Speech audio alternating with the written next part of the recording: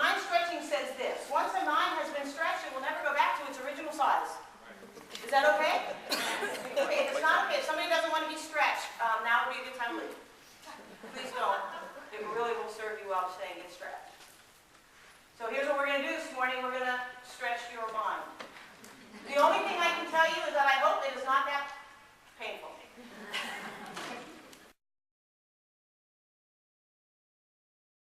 I hand out my business cards and I laminate them. And I have a lot of people sit and say, I don't want to laminate my business card. It looks cheap, chintzy, and nobody can write on it because it's laminated. And I sit and say, I don't care. The whole concept is that when I give my business card, it looks a whole lot different than the other thousands of business cards that other people have gotten, right? And they say, yeah, but I don't want to laminate. And I say, okay, well then don't laminate. I say, then do this. Put a compelling statement on the back of your business card. Because the reason why you don't want to laminate is because you want to write something that might be important to somebody, or a client might want to write something because you said something very profound and they have to write it down.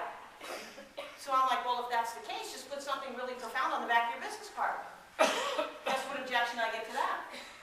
Well, I don't want to put anything on the back of my business card because that's the space that people write on. I'm like, wow, if you put something compelling on the front and the back, they don't have to write it. It's already there. So I continue to get this. No, this is really what I want to continue to pass out. Because I have a really cool business card. I'm going to keep using it. Besides, I just ordered 1,000, and I wouldn't know what to do with them if I didn't continue to pass them out. And I know you're sitting there and you're saying, well, what does this have to do with the MAR statistics to success? It doesn't have anything to do with it. I'm going to be straight up. Here's what it has to do with. Yesterday morning, I went to Dan Pink's session. Dan, are you in here? I didn't think he would come. I was going to put his picture up there. I said, he's not coming. I'm not putting his picture up. But I went to Dan Pink's session, and it wasn't about Dan Pink's session that got me stoked. This is what got me stoked. There's this woman, I'm sitting behind her, and I watch her pass something to the gentleman in front of her. And I'm looking at it, and I'm like, excuse me. I interrupted, I butted in. I said, excuse me. I said, but did I just see what you handed him? She said, yes. I said, can I have one of those? And she says, yes. And I looked at it, and it knocked my socks off, to the point where my business partner and I stayed up till 3 o'clock this morning redoing the first part of the PowerPoint presentation because you all need to hear this. Is that okay? Please make it worth my while that we stayed up. Okay, good. Good. Yeah! Thank you. Because I could have been at Universal City, and I wasn't. All right.